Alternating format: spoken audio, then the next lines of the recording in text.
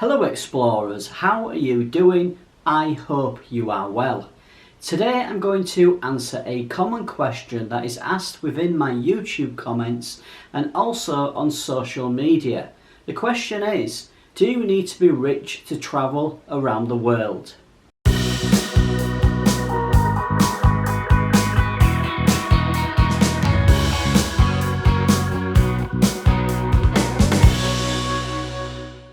There is an assumption that you have to be rich to travel around the world. Of course, you do need money, just as you need money to buy a car or your favourite gaming console, but it needn't be as expensive as you might think. The cost of your round the world trip will depend on a number of factors, including the places that you visit, the time of the year that you travel, how you get from A to B, the type of accommodation you're staying in, and also the type of lifestyle that you lead. Will you be participating in many activities and going on many tours? Travelling to the most expensive countries in the world during the peak time of the year, staying in luxury accommodation and flying first class is obviously going to be incredibly expensive. And yes, you will need to be rich. I'm not rich though, and I spent 12 months travelling around the world. I'm going to give you a breakdown of how much it's cost. For 12 months travelling around the world, the total cost was £19,380. And to be honest, I know that sounds a lot of money, but I could have done it cheaper. Around 60% is taken up with accommodation and flights, transport getting from A to B. The rest is made up of food, excursions, tours, activities that I did. As I mentioned, I reckon I could have reduced that amount by 30 to 40%. And that would have been done by staying in hostel dormitories rather than hotels. My budget for a hotel a night was £30. To be honest, in a lot of the places I spent nowhere near that until I got to the likes of the US and Australia and New Zealand. I absolutely love creating videos as I'm travelling around the world because they're videos that I can sit back and watch at a later time, and I've done that on many occasions from my first 6 months travelling around the world. But unfortunately it does come with a cost. It's very expensive for internet in countries like Australia and New Zealand, and also replacement cameras were very expensive as well. I think I'd gone through 3 cameras in the first 12 months of my travels.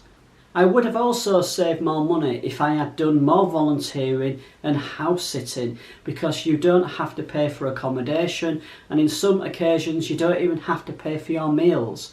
Sites like helpex.net and trustedhousesitters.com are really good sites that I do highly recommend. How much do you spend on luxuries every month? I think if you sit down and work it out, you'll be really surprised. When I did that task, I saved over £350 a month. And most of that was things like satellite TV, which was costing £70 or £80. And in its place, I got Netflix, which was about £5 or £6. Also, I was spending so much money on getting taxis to work. Yes, to work. I also spent £4 or £5 a day on my lunch whilst at work. It was actually very expensive to go to work. And when I cut costs down, like magazines, I didn't eat out as much, or I didn't socialise as much, and I just made sacrifices. That's what you have to do to achieve things in life. You have to make sacrifices, and I did that, and that helped me save such a large amount of money. Something else that you could do is be a freelancer, do some work on the weekend or in the evenings, get a part-time job. All of this money does add up. Now you might be thinking, Darren, there's no chance that I'm going to save £15,000 in 5 years. If you really want to achieve it, if you really do want to travel around the world or go on any trip, doesn't have to be a round the world trip, then you will do it if you put your mind to it. It's so important that you spend quality time doing the research, having a think about where you want to travel to, how you're going to get there, what type of lifestyle you're going to lead when you get there, and plan it. If you plan ahead, it does help. So the answer to the question, no, you do not need to be rich to travel around the world. It just takes time to plan and research. And that's it, explorers, for today's video. I hope you have enjoyed it.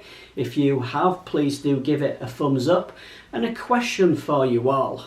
I would like you to tell me in the comments how many popular tourist attractions you saw on my new video intro. Let me know below. If you're new to the channel, please do click on that subscribe button. I shall be back very soon from Estepona in Spain with a new video. Take care yourselves.